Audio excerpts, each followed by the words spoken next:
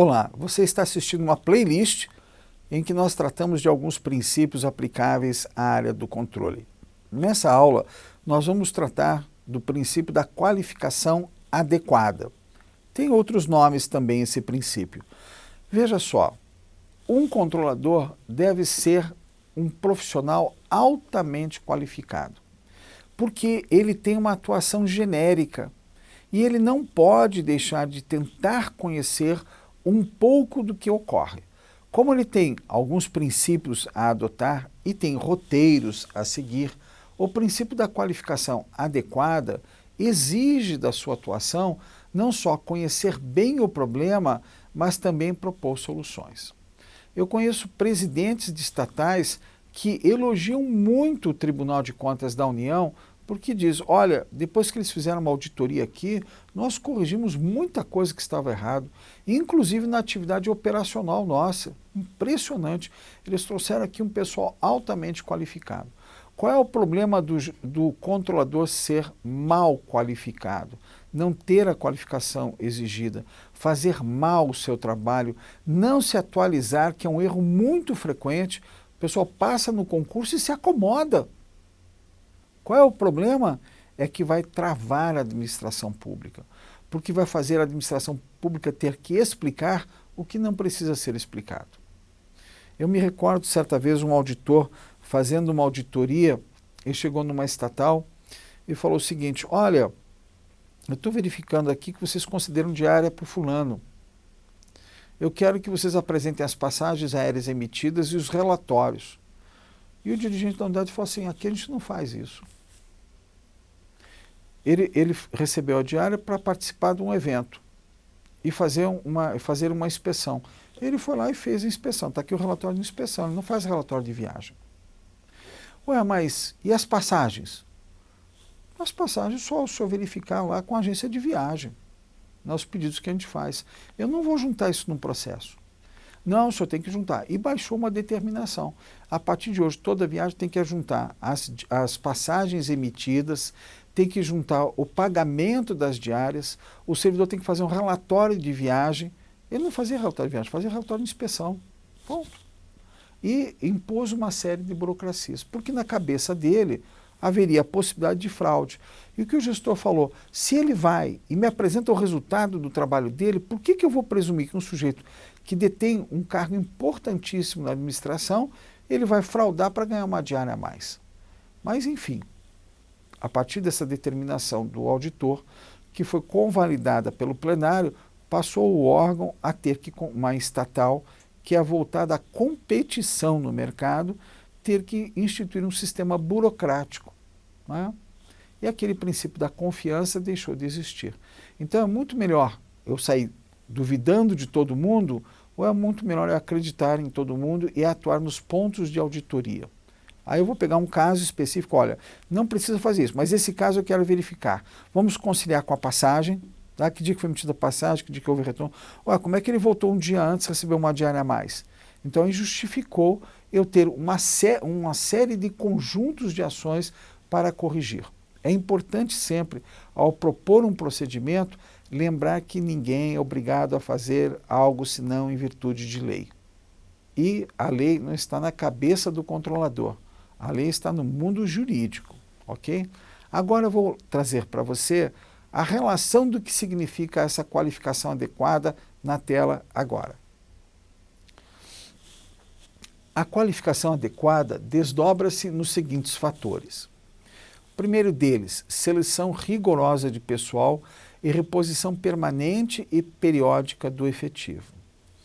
Olha só, a seleção deve ser feita de modo rigoroso. A gente deve ter concursos difíceis, não o concurso como se faz hoje no Brasil, em que ao invés de se buscar a regra, busca-se a exceção. A regra é essa, mas tem duas exceções no parágrafo. Então eu vou fazer um concurso dirigido à exceção da regra. E aí você contrata especialistas em vírgulas de normas.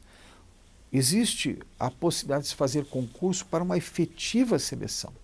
E ali nós acrescentamos, por exemplo, os tribunais de contas não podem levar 5 anos para fazer concurso, porque nesse período houve um grande contingente que vai se afastando. Ao passo que se você faz todos os anos, essas pessoas vão se qualificando.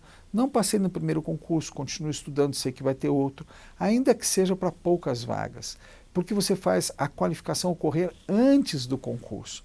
E as pessoas vão insistir na sua qualificação, vão aprendendo cada vez mais, até que acabam passando no concurso por determinação, que é uma das grandes virtudes, né, que se busca num bom servidor. A determinação, ok? Vamos à segunda ideia em relação ao desdobramento do princípio. Treinamento sistemático e multidisciplinar. Por que sistemático? Para fazer o controlador se inserir no sistema. O Brasil adota a gestão por sistemas. A gente tem lá Ministério da Saúde, Ministério da Defesa, são sistemas estruturados.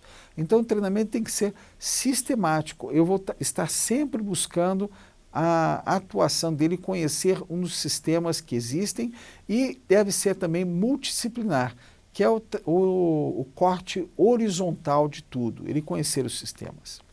Letra C. Uma das recomendações internacionais para a formação de controladores é o rodízio de funções, com vistas ao desenvolvimento multifuncional dos agentes e redução e eliminação de fraudes. Vocês sabem, por exemplo, que tem órgãos que têm auditores da Receita que estão há 20 anos na mesma unidade e nos mesmos endereços, trabalhando, fiscalizando as mesmas empresas, né? Isso não pode ser tolerado. No controle e na auditoria tem que haver rodízio de funções. Mas note que, mudando de função, vai exigir uma nova qualificação do servidor. Eu conheço até servidores do TCU que mudam de área periodicamente e que vão a fundo estudando, passam 2, 3 meses só estudando a área para a qual foram designados. Também deve ocorrer uma política adequada de remuneração e premiação. Veja, a política adequada de remuneração não é ganhar os maiores salários, mas o controlador deve estar entre os mais bem remunerados. E premiação não deve ser feita pelo número de fraudes que encontra, porque senão nós vamos estar vocacionando o controle para a punição e o castigo. Imagine um órgão que premia os controladores que mais punirem. É o mesmo que premiar um pai pelo número de palmadas que dá no seu filho, né? Ao invés de avaliar a educação que ele está dando para um filho.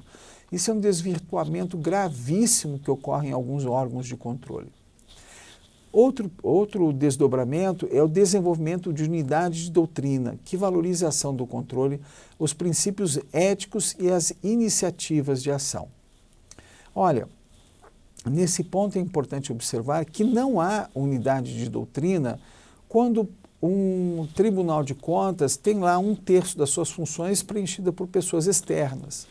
Unidade de doutrina é criada internamente. Também não favorece a aplicação desse princípio a ideia de ficar cedendo os servidores para o Poder Executivo. Fica estranho, não é verdade? Você qualifica muito bem o agente de controle para ele virar assessor de um gestor que não quer errar, né?